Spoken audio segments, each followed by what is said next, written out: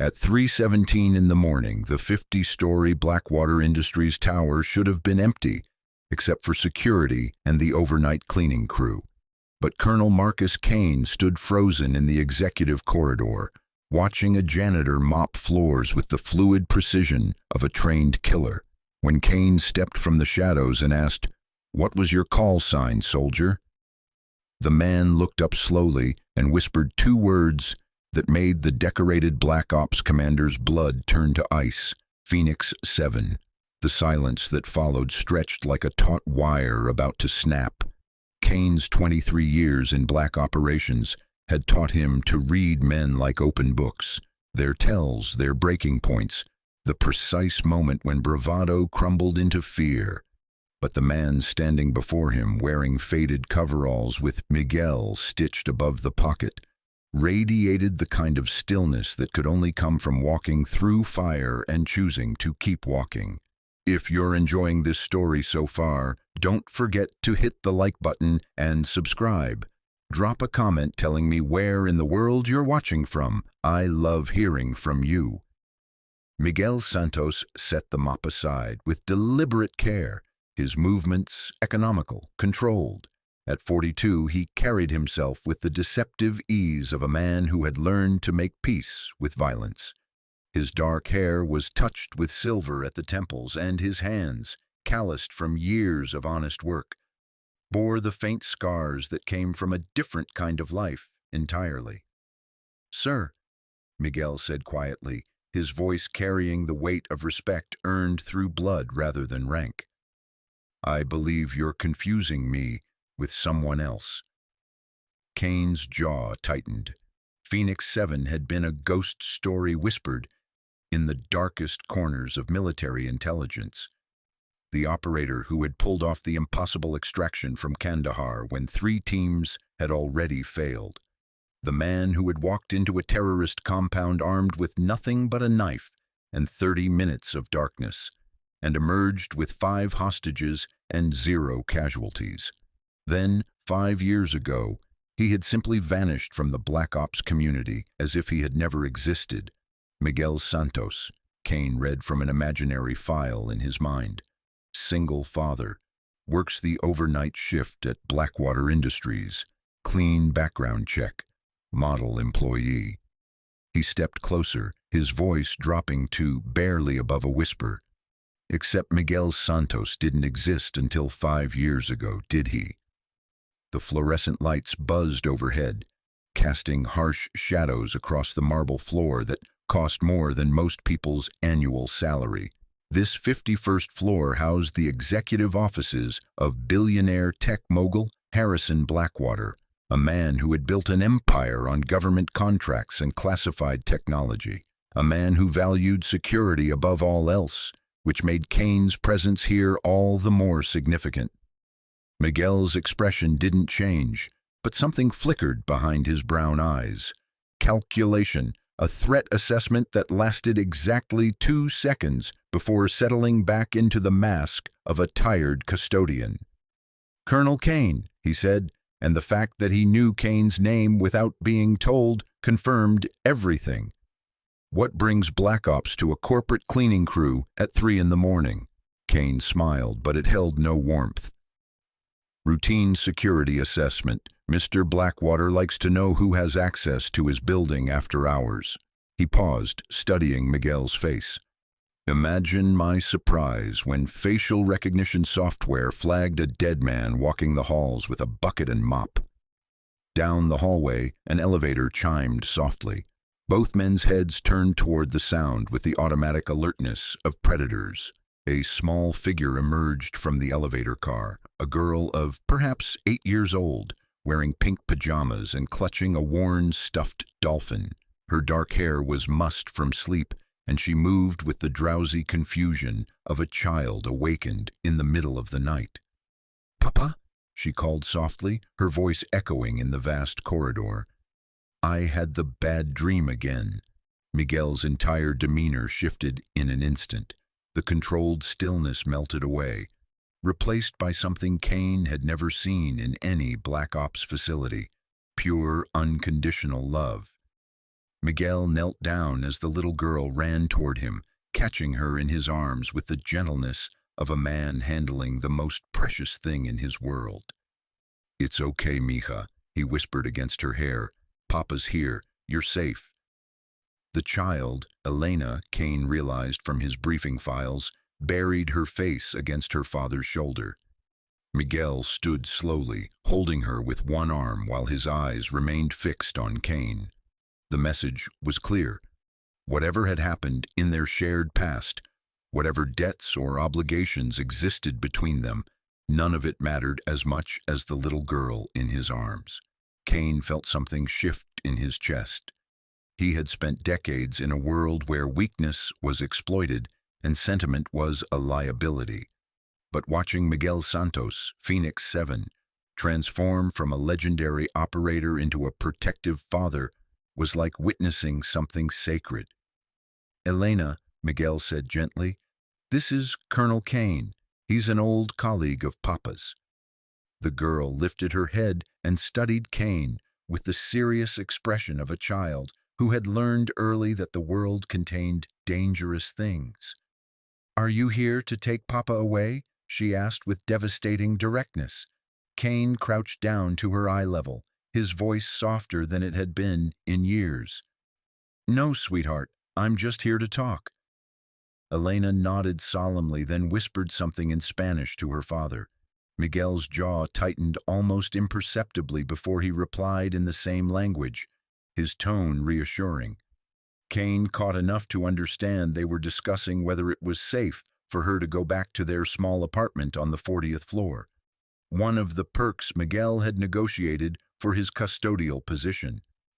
"She can stay," Kane said, quietly. "What I have to say won't take long." Miguel set Elena down but kept one hand on her shoulder. "Elena, can you sit over there and draw for a few minutes while Papa finishes work?" The child nodded and settled herself against the wall with a coloring book that appeared from nowhere, the kind of adaptability that spoke to a life lived in transition. Kane watched her arrange her crayons with methodical precision, a mirror of her father's controlled movements. "5 years ago," Kane began, his voice pitched low enough that Elena wouldn't hear, "Phoenix 7 died in a building collapse in Syria.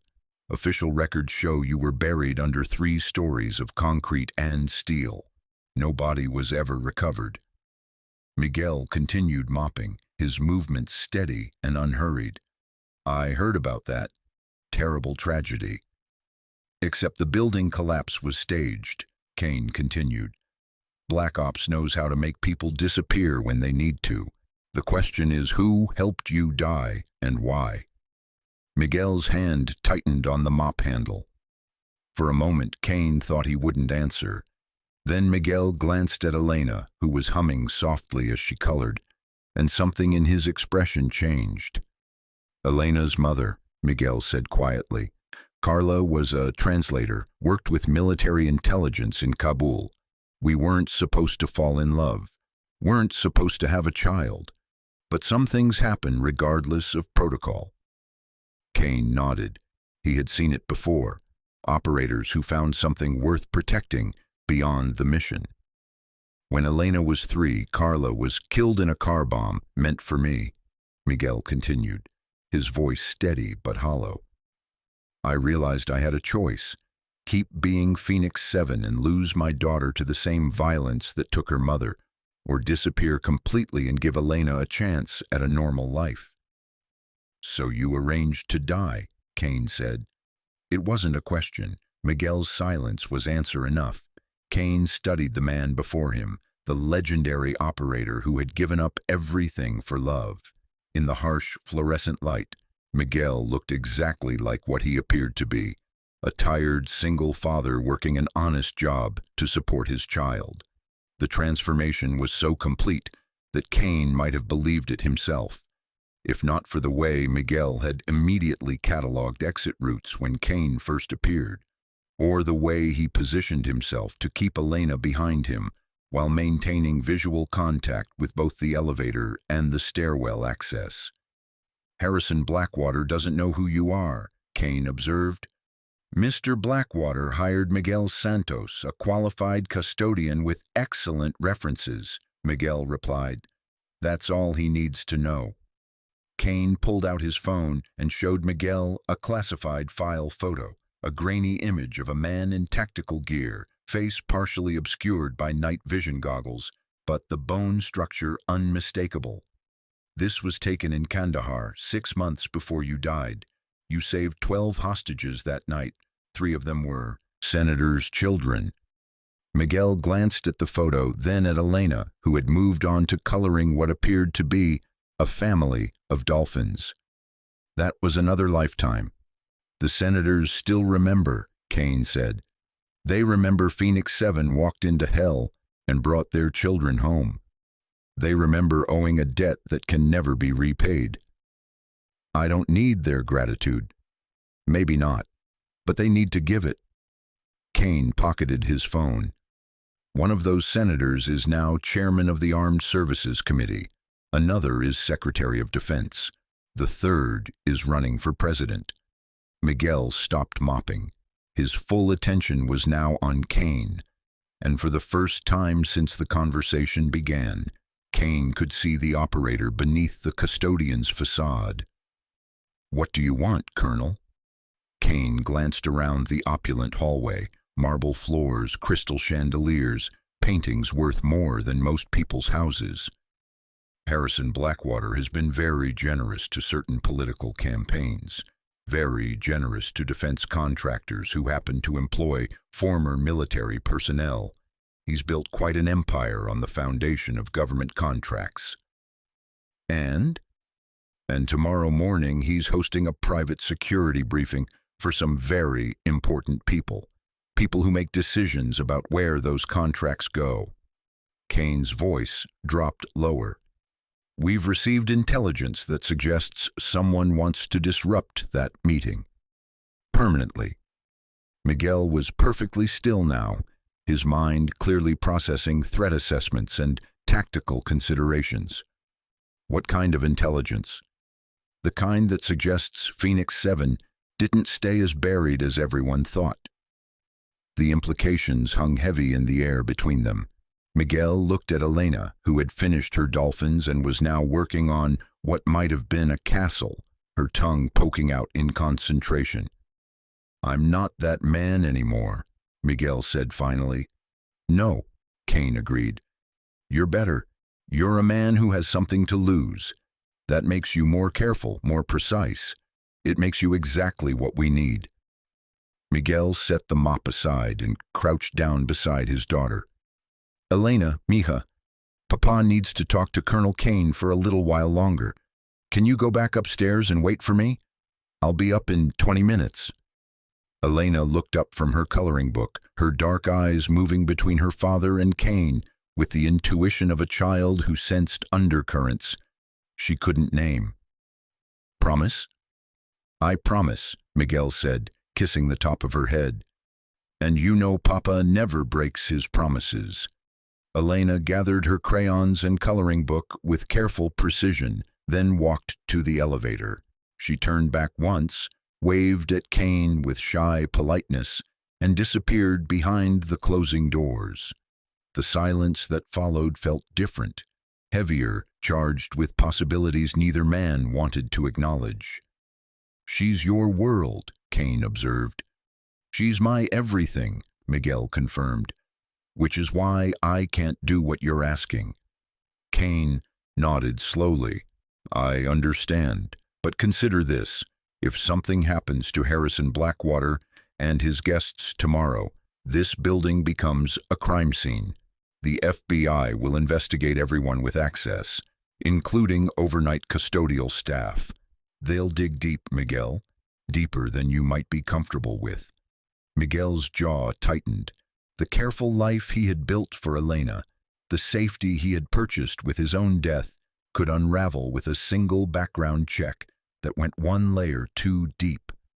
What exactly are you asking me to do? Kane smiled grimly. Nothing you haven't done before, just keep your eyes open during tomorrow's meeting. If something feels wrong, you'll know before anyone else in that room. Security camera footage shows you have access to every floor of this building. You know the layout, the schedules, the patterns. And if I see something, then you do what Phoenix 7 would do. You protect the mission. Miguel was quiet for a long moment, staring at the spot where Elena had been sitting. When he finally spoke, his voice carried the weight of a decision that would change everything. I died 5 years ago, Colonel. Miguel Santos is just a janitor who wants to keep his daughter safe and his life simple. He met Kane's eyes directly. But if someone threatens this building while Elena is sleeping upstairs, they'll learn very quickly that some ghosts are harder to bury than others. Kane felt something cold and satisfied settle in his chest. Phoenix 7 was still in there, buried beneath 5 years of domestic tranquility, but not gone. Not even close. Tomorrow's briefing starts at 1000 hours, Kane said. Private elevator access to the boardroom on the 51st floor. Blackwater will be presenting new surveillance technology to some very interested buyers. I'll be mopping floors, Miguel replied, just like I do every day. Kane turned to leave, then paused. Miguel, Elena's lucky to have you. Miguel's expression softened just slightly. I'm the lucky one, Colonel. She gave me a reason to live instead of just survive. After Kane disappeared into the stairwell, Miguel stood alone in the corridor with his mop bucket and the weight of tomorrow pressing down on his shoulders. Somewhere above him, Elena was probably already asleep again, trusting that Papa would keep her safe the way he always had. He looked up at the ceiling, knowing she was there, 40 floors above, dreaming of dolphins and castles while her father stood guard in the marble and shadows below. Phoenix 7 might be dead and buried, but Miguel Santos was very much alive, and tomorrow that might be enough to keep them both that way. The fluorescent lights hummed overhead as Miguel resumed his methodical cleaning, each movement precise and controlled. To anyone watching, he was just a custodian working the night shift in a billionaire's tower, but tomorrow would tell a different story. Tomorrow, the ghost of Phoenix 7 would wake from his 5-year slumber, not for glory or country or mission, but for something far more powerful, the love of a father who would burn down the world before he let anyone harm his little girl. And in the morning, when Colonel Marcus Kane's carefully laid plans met the brutal efficiency of a legendary operator protecting his child, Harrison Blackwater's tower would become ground zero for a reckoning that had been 5 years in the making. The morning sun cast long shadows across Harrison Blackwater's private boardroom as Miguel Santos pushed his cleaning cart through the executive corridor. To anyone watching the security feeds, he was simply maintaining his usual schedule, emptying trash bins, wiping down surfaces invisible in the way that service workers always were to those who lived in towers of glass and steel. But Phoenix 7 was very much awake. Every movement Miguel made served a dual purpose. Cleaning windows became reconnaissance of potential sniper positions in the surrounding buildings. Mopping floors allowed him to map exit routes and choke points. Emptying wastebaskets gave him access to discarded documents and overheard conversations that painted a picture of something far more complex than Colonel Kane had revealed. Harrison Blackwater stood at the floor-to-ceiling windows of his corner office, phone pressed to his ear, his voice carrying the clipped authority of a man accustomed to being obeyed. At 61, he had built Blackwater Industries from a small defense contractor into a global empire, but success had come at a cost. His silver hair was perfectly styled, his suit hand-tailored, yet there was something hollow in his pale blue eyes, the emptiness of a man who had gained the world but lost his soul in the process. The demonstration must proceed as planned, Blackwater was saying. Senator Morrison, Secretary Chen, and Director Walsh are flying in specifically for this presentation. Postponing now would send the wrong message about our capabilities. Miguel paused in his cleaning, training activated despite 5 years of dormancy. The names Blackwater mentioned weren't just important. They were targets. Senator Morrison chaired the Armed Services Committee. Secretary Chen controlled defense procurement budgets. Director Walsh ran the CIA's Technical Operations Division. Getting all three in the same room represented either an incredible business opportunity or the perfect setup for a catastrophic attack. Through the office's glass walls, Miguel watched Blackwater end his call and immediately dial another number. The billionaire's face was flushed with stress, small beads of perspiration visible despite the climate-controlled environment. "Dr. Chen," Blackwater said into the phone, his tone shifting to something more personal. "Thank you for taking my call. I know this is last minute, but I need you at today's presentation. Your expertise in neural interface technology could be crucial." Miguel's blood turned cold. Dr. Sarah Chen wasn't just any scientist. She was Harrison Blackwater's estranged daughter, a brilliant neurosurgeon who had publicly rejected her father's military contracts in favor of humanitarian medical work. If Blackwater was calling her, it meant today's demonstration involved something that required her specific knowledge. And if she was reluctant to attend— "Sarah, please," Blackwater's voice cracked slightly. "I know we've had our differences, but this technology could revolutionize battlefield medicine. It could save lives." Miguel couldn't hear the response, but he could see Blackwater's shoulders sag with what looked like defeat mixed with desperate hope. "Just think about it," Blackwater said finally. "The car will wait for you until 10:30. If you change your mind—" The line went dead. Blackwater set the phone down with the careful precision of a man trying not to break something, then buried his face in his hands. For a moment, the billionaire tech mogul disappeared, replaced by an exhausted father who had spent years trying to bridge a gap that seemed to widen with every conversation. Miguel understood that feeling, the weight of loving someone you couldn't protect, the guilt of choices made in the name of security that only created more distance. Elena had never seen him as Phoenix 7, never known the man who walked through fire for strangers. She only knew Papa, who made her breakfast every morning and checked under her bed for monsters every night. But what happened when the monsters were real?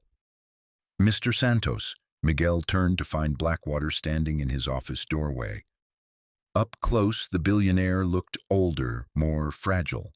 The perfect facade cracked just enough to reveal the man beneath. "Sir? You've been working here for 5 years, Blackwater said, studying Miguel's face with the intensity of a man who had learned not to trust easily. "In all that time, you've never asked for anything, never caused problems, never even taken a sick day." "I appreciate this job, sir. It allows me to provide for my daughter." Blackwater nodded slowly. "Elena, 8 years old, speaks 3 languages, gifted in mathematics and music." At Miguel's surprised expression, Blackwater's mouth curved in a humorless smile. "I know everything about everyone who has access to this building, Mr. Santos, including the fact that Miguel Santos didn't exist before 5 years ago." Miguel's hand moved imperceptibly closer to the cleaning supplies on his cart, some of which could be weaponized in under 10 seconds if necessary. But instead of accusation, he saw something unexpected in Blackwater's eyes. Understanding. "We all have pasts we'd rather keep buried," Blackwater continued. "The difference is that some of us choose to bury them for the right reasons." He gestured toward a photograph on his desk, a younger version of himself standing beside a woman and a teenage girl. "My wife died 7 years ago. Cancer. Sarah blamed me, said the stress of my work, the constant travel, the classified projects that kept me away from home. She said it killed her mother slowly." Miguel said nothing, but his posture softened slightly. This wasn't an interrogation. It was a confession. I built this company to protect people, Blackwater said, to give our military the tools they needed to come home safely. But somewhere along the way, I forgot that the most important people I needed to protect were sleeping under my own roof. Sir, Miguel said carefully, if you're worried about today's security— Colonel Kane briefed me this morning, Blackwater interrupted. He tells me you have relevant experience in threat assessment. Miguel met Blackwater's gaze directly. I have some familiarity with security protocols, yes. For a long moment, neither man spoke. Then Blackwater reached into his desk drawer and pulled out a small device, a panic button disguised as a key fob. If something goes wrong today, Blackwater said, if you see anything that concerns you, press this. It will lock down the building and notify federal authorities immediately. Miguel took the device, feeling its weight, not just the physical weight, but the weight of trust from a man who had learned to trust very few people. Mr. Blackwater, Miguel said quietly, why are you trusting me with this? Blackwater looked again at the photograph on his desk. Because 5 years ago, a man with your exact height, build, and facial structure saved the life of Senator Morrison's daughter in Kandahar. She was 12 years old, kidnapped by terrorists who wanted to use her as leverage against her father's committee votes. His voice dropped to barely above a whisper. The mission report was classified, but the gratitude was real. That man died in a building collapse 6 months later, but Senator Morrison has never forgotten. He's spent 5 years looking for a way to honor the ghost who brought his little girl home. Miguel's throat tightened. Sir, I think you have me confused with— Phoenix 7, Blackwater said simply. I know exactly who you are, Miguel. The question is, are you still the man who would walk into hell to save someone's daughter? Before Miguel could answer, the elevator chimed. Both men turned toward the sound, and Miguel felt his heart stop.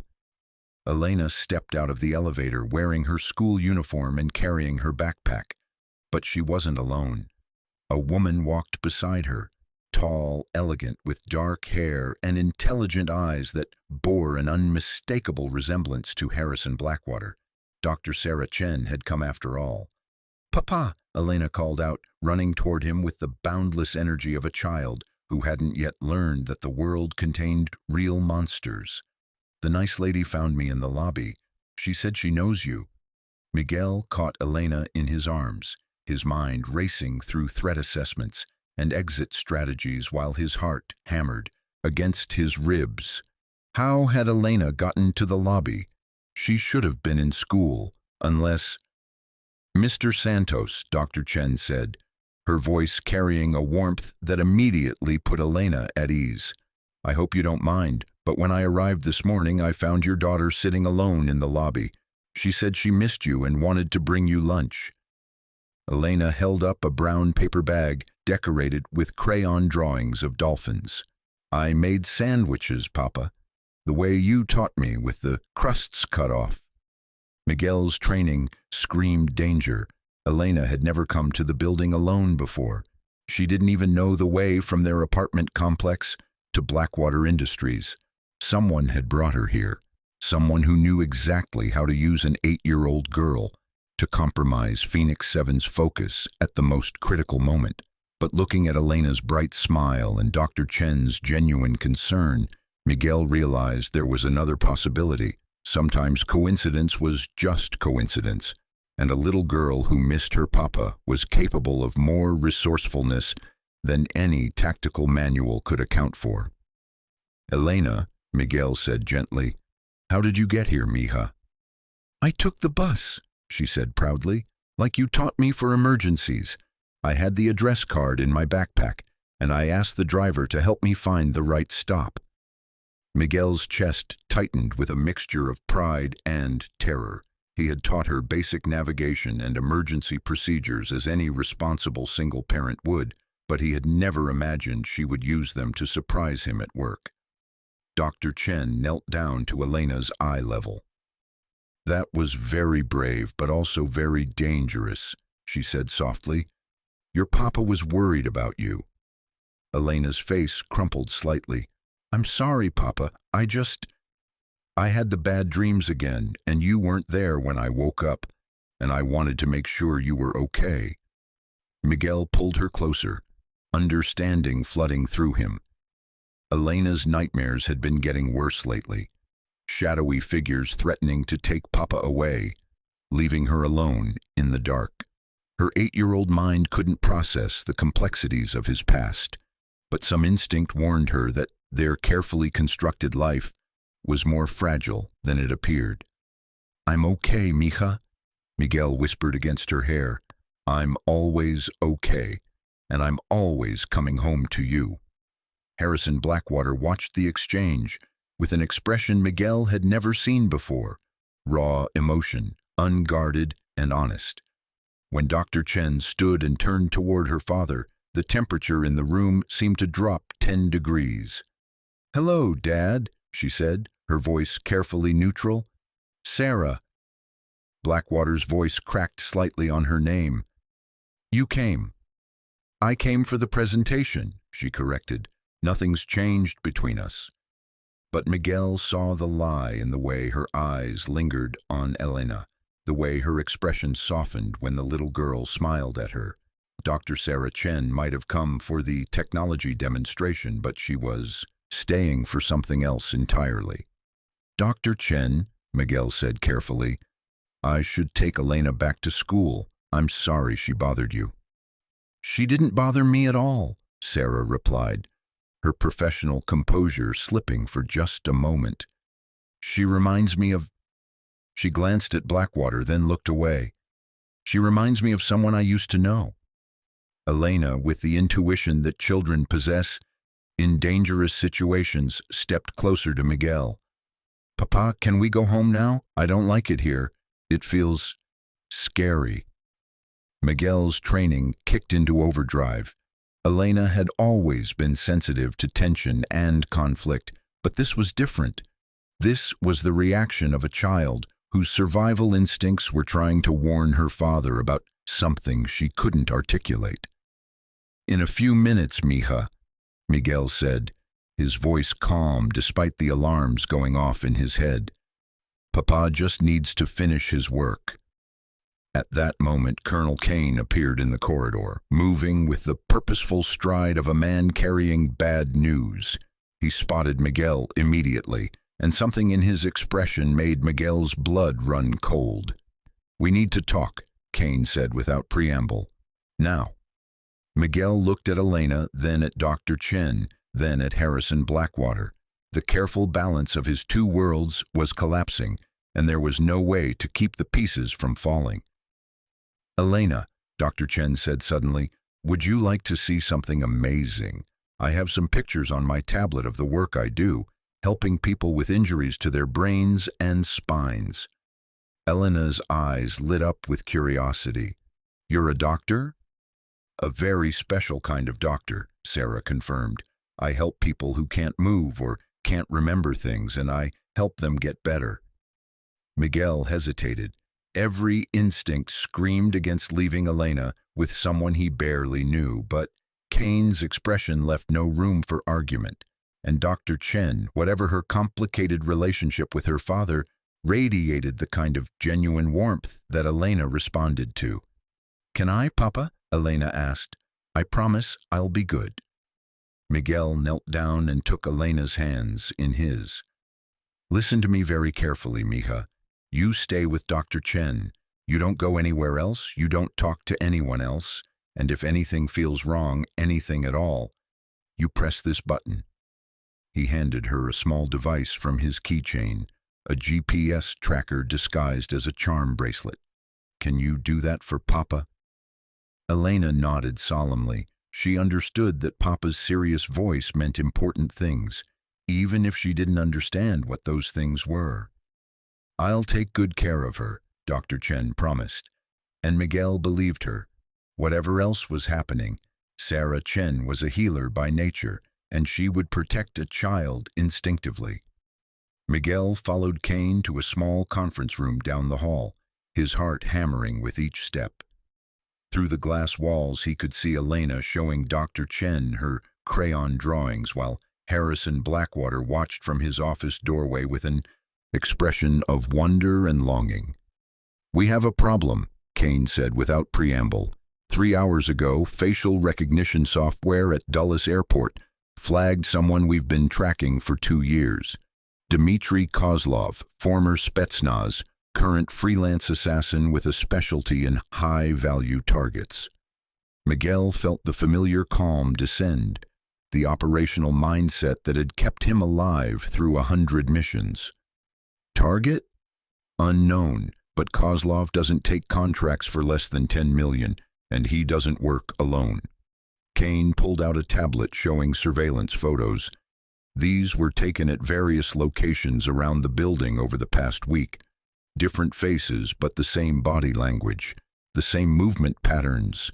Miguel studied the images, professional surveillance teams, rotating positions, mapping the building's vulnerabilities. This wasn't a simple assassination. This was a complex operation with multiple objectives. "How many?" Miguel asked. "At least 6, possibly more. They've been watching the building, learning the routines, identifying key personnel." Kane's voice dropped. "Miguel, they know about Elena. One of our assets spotted a surveillance team near her school yesterday." The room seemed to tilt on its axis. Miguel's carefully constructed life, the safety he had purchased with his own death, was crumbling in real time. "What do you need me to do?" Kane studied Miguel's face, seeing the transformation from concerned father to lethal operator. "The presentation starts in 90 minutes. Senator Morrison, Secretary Chen, and Director Walsh will all be in the boardroom. If Kozlov moves during the meeting..." "It's not an assassination," Miguel realized. "It's a kidnapping. They want the technology Blackwater is presenting, and they want the people who can authorize its deployment." Kane nodded grimly. Neural interface technology that can override human will, turn soldiers into perfect killing machines, or civilians into walking intelligence assets. In the wrong hands. Miguel thought of Elena, sitting in the next room, drawing pictures while an assassin somewhere in the building planned to use her as leverage against her father. Thought of Dr. Chen, trying to reconcile with the father she had pushed away, unaware that she was walking into a trap. Thought of Harrison Blackwater, a man who had built an empire on protecting others while failing to protect the people who mattered most. "I need full building schematics," Miguel said, his voice carrying the authority of Phoenix 7 for the first time in 5 years.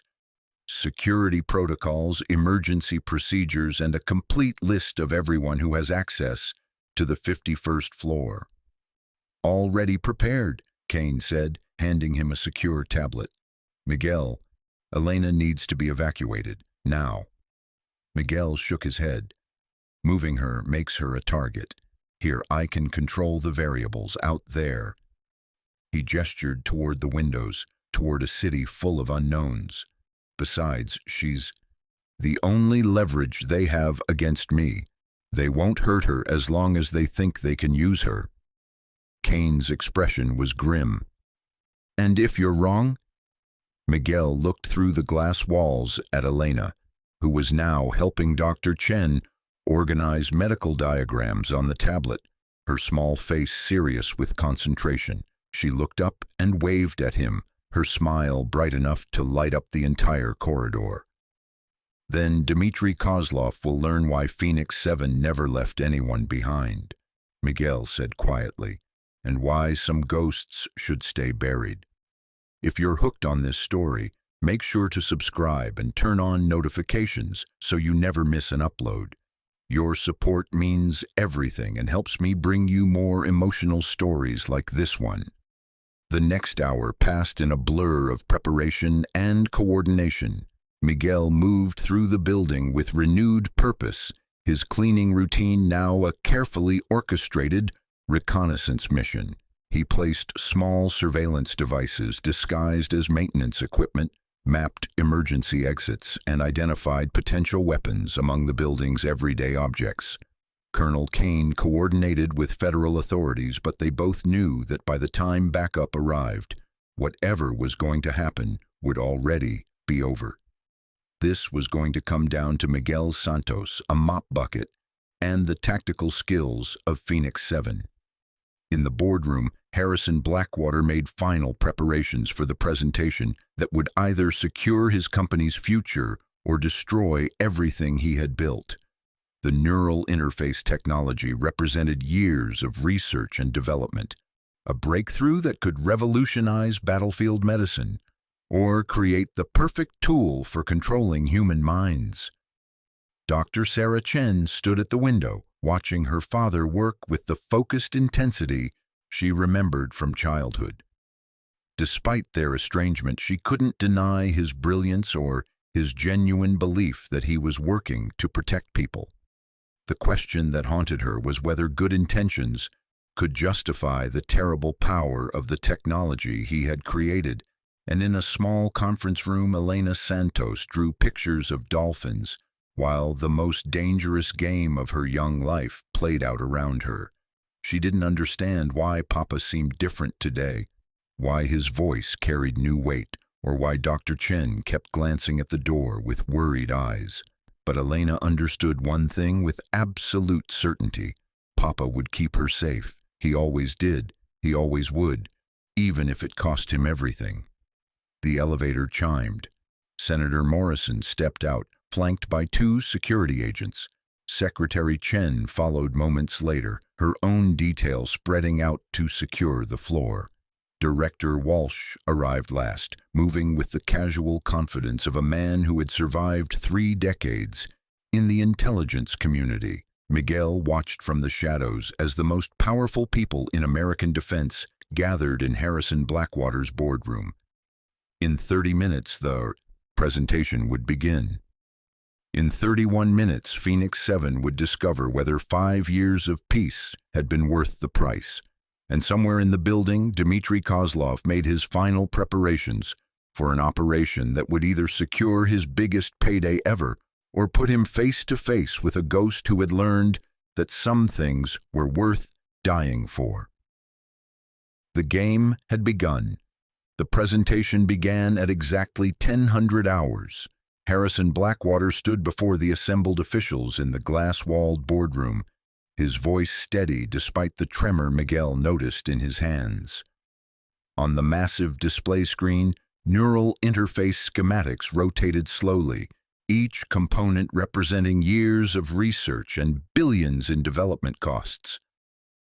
"Gentlemen, Dr. Chen," Blackwater began, "what you're about to see will fundamentally change how we approach battlefield medicine and soldier enhancement." Miguel moved through the corridor outside, his cleaning cart positioned to provide cover while maintaining visual contact with the boardroom. Through his earpiece, Colonel Kane's voice provided a steady stream of intelligence updates. "Thermal imaging shows 6 heat signatures in positions throughout the building," Kane reported. "They're not moving yet, but they're in place." Miguel's eyes tracked to Elena, who sat in Dr. Sarah Chen's office, completely absorbed in a children's medical textbook. She had insisted on staying close to Papa, and Dr. Chen had kindly accommodated, even giving Elena a toy stethoscope to play doctor.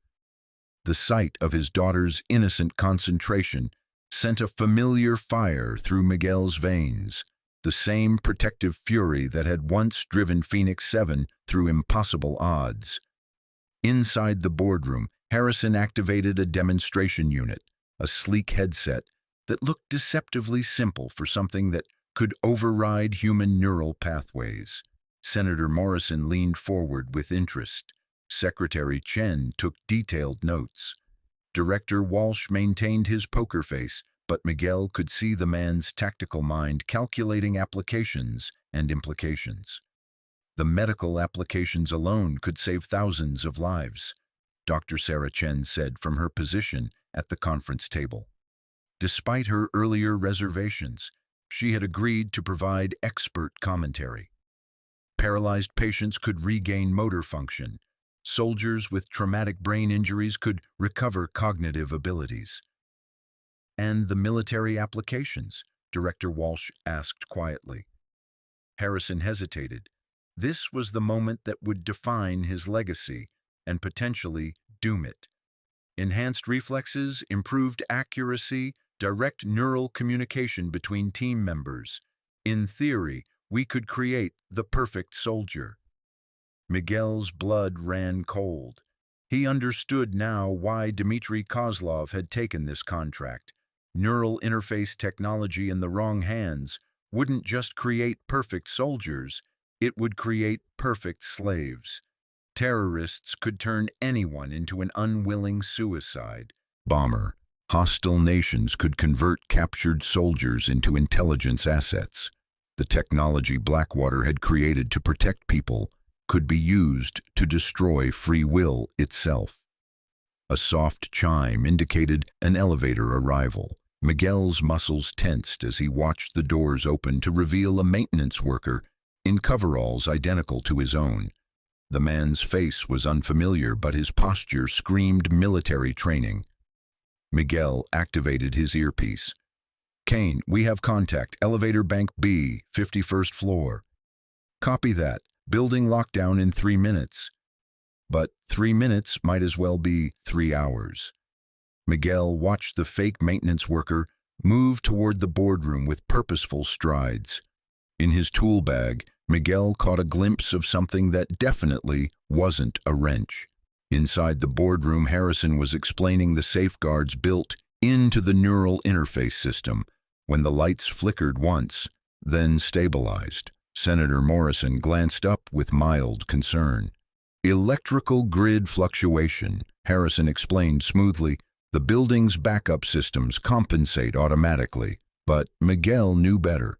Power fluctuations were a classic prelude to electronic warfare. Somewhere in the building, Kozlov's team was systematically disabling security systems, communication networks, and emergency protocols. The 51st floor was being isolated, cut off from the outside world like a ship taking on water. Dr. Sarah Chen looked up from her tablet, professional instincts alerting her to something wrong.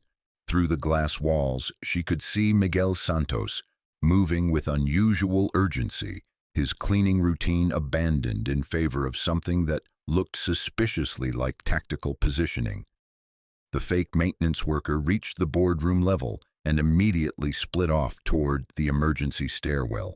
Miguel made his decision. "Elena," he called softly, stepping into Dr. Chen's office. "Mija, I need you to listen very carefully." Elena looked up from her medical book, instantly recognizing Papa's serious voice. "What's wrong?" "There are some bad people in the building," Miguel said, kneeling to her eye level. "They want to hurt the people in the meeting, and Papa has to stop them." Elena's eyes widened, but she didn't cry.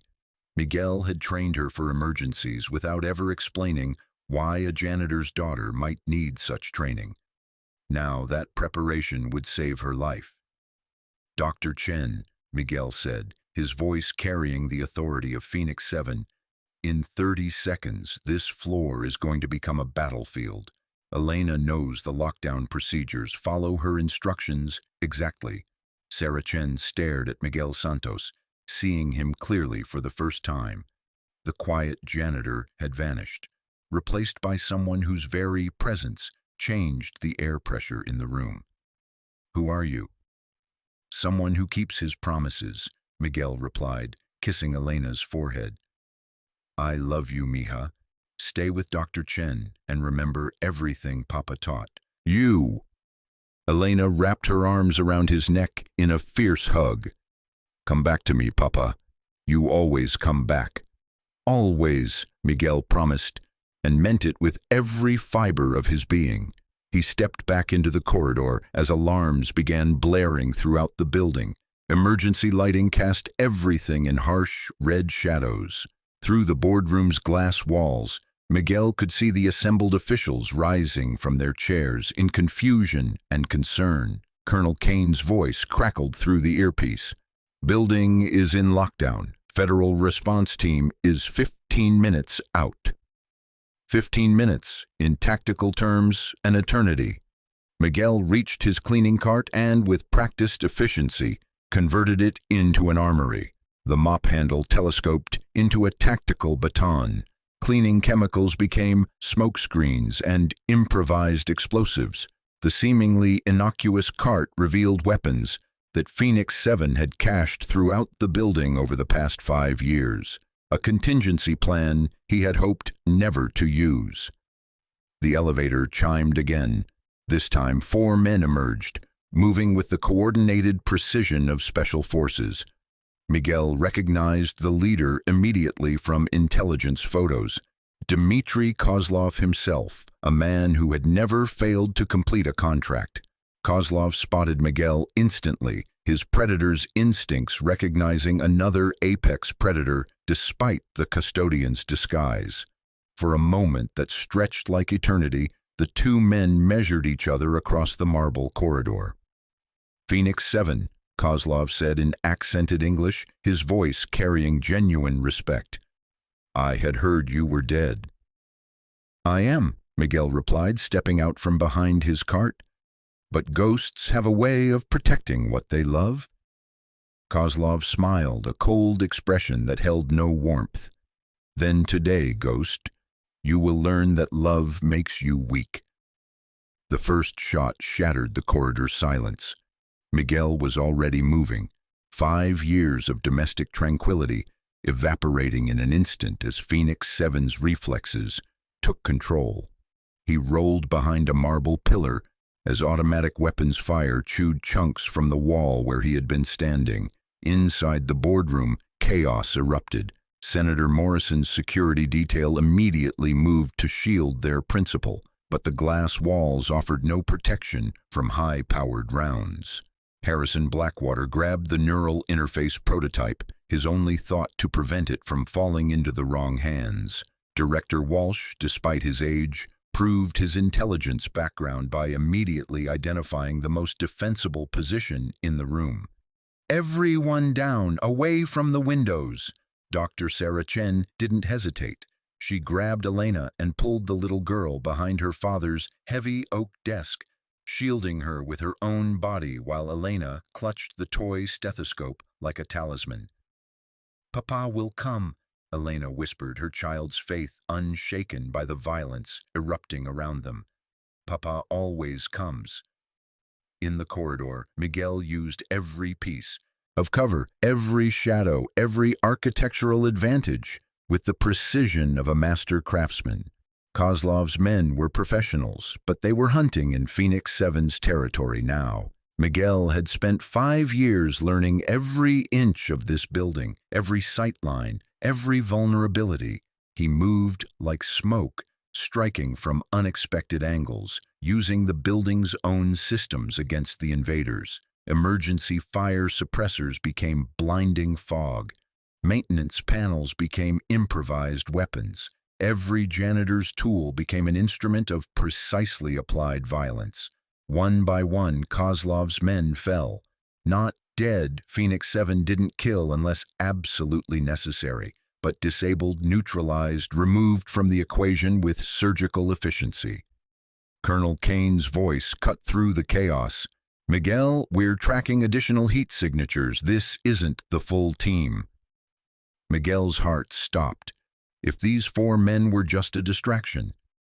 He sprinted toward Dr. Chen's office, arriving just as 2 more operators emerged from the emergency stairwell. They had Elena. Dr. Sarah Chen lay unconscious on the floor, blood trickling from a head wound. Elena struggled in the arms of a man twice her size, her toy stethoscope clutched in her small fist like a weapon she didn't know how to use. "Papa!" she screamed, reaching toward Miguel with desperate arms. The sound of his daughter's terror unleashed something in Miguel that 5 years of careful control couldn't contain.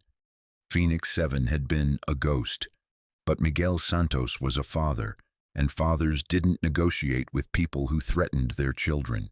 "Let her go," Miguel said, his voice carrying a darkness that made both operators step backward involuntarily.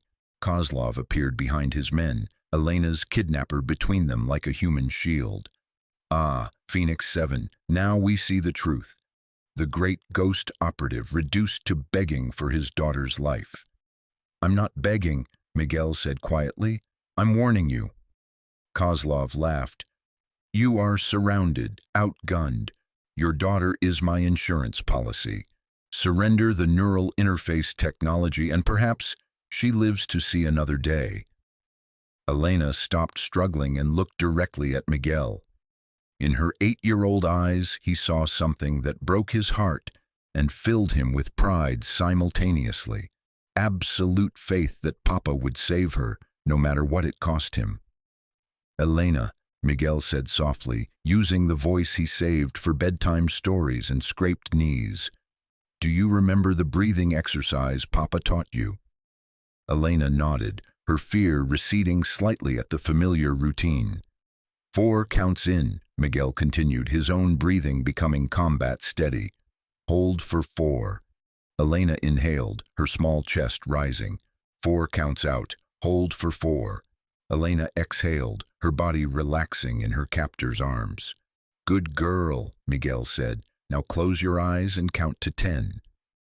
Elena squeezed her eyes shut and began counting. Miguel had taught her this game for her. Nightmares, but tonight it served a different purpose. By the time she reached 10, Phoenix 7 would make sure she never had nightmares about this moment. 1, Elena whispered. Miguel exploded into motion. 2. The first operator went down before he could draw his sidearm. 3. Miguel's improvised weapon found its target with lethal precision. 4. Elena's captor reached for his weapon while trying to maintain his grip on the struggling child. 5. Miguel covered the distance between them in a single bound. 6. The operator's weapon clattered to the floor. 7. Elena broke free and ran toward Dr. Chen, who was stirring back to consciousness. 8. Kozlov raised his own weapon, finger tightening on the trigger. 9. Miguel threw himself between Kozlov and Elena, taking the bullet meant for his daughter. 10. Elena opened her eyes to see Papa falling, crimson spreading across his coveralls. Papa! Miguel hit the marble floor hard, but his eyes never left Elena. She was safe. Dr. Chen was pulling her behind cover. That was all that mattered. Kozlov stood over Miguel, weapon trained on his head. The great Phoenix 7 dying for love. How pathetic. Miguel smiled, blood on his lips but satisfaction in his eyes. You're right. Love does make you weak. Kozlov frowned, sensing a trap but unable to identify it. It makes you weak, Miguel continued, but it also makes you desperate, and desperate fathers are the most dangerous thing in the world. Kozlov followed Miguel's gaze to see Elena, standing behind Dr. Chen, no longer crying, no longer afraid. In her small hand, she held not the toy stethoscope, but the panic button Miguel had given her hours ago. She pressed it. Emergency blast doors slammed shut throughout the building. Steel barriers dropped from hidden ceiling compartments, sealing off exits and creating an impenetrable maze. The building's AI system, triggered by the panic protocol, began flooding the corridors with knockout gas. A safeguard Miguel had helped design years ago, never knowing he would one day depend on it to save his daughter's life. Kozlov staggered as the gas took effect, his weapon wavering. Impossible! You forgot something, Miguel said, struggling to his feet despite the bullet wound. I didn't just work in this building. I helped design its security systems. Kozlov collapsed unconscious before he hit the floor. Miguel stumbled toward Elena, who ran into his arms despite Dr. Chen's attempts to keep her back from the wounded man. Papa, you're hurt, Elena sobbed against his chest. I'm okay, mija, Miguel whispered, though his vision was starting to blur from blood loss. I'm always okay. Federal agents burst through the emergency access points moments later, followed by paramedics and Colonel Kane. The building was secured, the conspirators in custody, and the neural interface technology safely in government hands. But Miguel only had eyes for Elena, who refused to leave his side, even as the paramedics worked on his wound. "Mr. Santos," one of the medics said, "you need surgery. This is serious." Miguel shook his head weakly. "Not until I know she's safe." Dr. Sarah Chen knelt beside them, her medical training overriding her emotional shock. "Elena's fine, Miguel. You saved her. You saved all of us." Harrison Blackwater appeared in the corridor, his face pale with the realization of how close he had come to losing everything. He looked at Miguel, really looked at him, and saw not just the man who had risked his life to protect strangers, but the father who had nearly died protecting his child. "The neural interface project ends today," Blackwater said quietly. "Some technologies are too dangerous to exist, no matter how good our intentions." Senator Morrison approached, his own daughter's rescue in Kandahar suddenly feeling fresh and immediate. "Phoenix 7, he said, rendering a slow, respectful salute. Miguel tried to shake his head, but Elena spoke up first. "His name is Papa," she said with fierce pride, "and he's the best Papa in the whole world." Colonel Kane knelt beside Miguel as the paramedics prepared to transport him. "The mission's complete. Kozlov's been talking. His entire network is compromised. You did it." Miguel's eyes found Elena, who was holding Dr. Chen's hand but watching him with unwavering attention. "No," Miguel said softly. "She did it. She saved us all." As they wheeled Miguel toward the elevator, Elena walked beside the gurney, her small hand holding his. "Papa," she said seriously, "when you get better, can we go back to just being normal? No more scary people?" Miguel squeezed her hand gently. "Just us, mija. Papa and his little dolphin swimming in safe waters." Elena smiled for the first time since the crisis began. "I'd like that, Papa. I'd like that very much." 6 months later, Miguel Santos, formerly Phoenix 7, stood in the doorway of a small house overlooking the harbor in a quiet coastal town. His left shoulder still ached when it rained, a permanent reminder of the day he chose love over legend, but the scar had faded to a thin white line. Elena ran through the garden, chasing butterflies with the boundless energy of a 9-year-old who had learned that sometimes the monsters in her nightmares were real, but Papa was always stronger than any monster. Dr. Sarah Chen sat on the front porch, having taken a position at the local medical clinic after reconciling with her father. Harrison Blackwater visited twice a month, slowly rebuilding the relationship with his daughter, while building a new one with his chosen family. Colonel Kane had retired from active duty and now ran a small boat charter business from the same harbor. He and Miguel fished together on Sunday mornings, two old warriors learning to find peace in the rhythm of tide and time. The neural interface technology had been destroyed, its secrets buried in classified files that would never see the light of day. Harrison Blackwater had redirected his company's focus to humanitarian medical research, technology that healed rather than controlled, and Phoenix 7 remained dead and buried, his legend intact, his sacrifice complete. Miguel Santos was just a man who loved his daughter and had found a family in the most unlikely place. He fixed boats now, honest work with simple problems and clear solutions.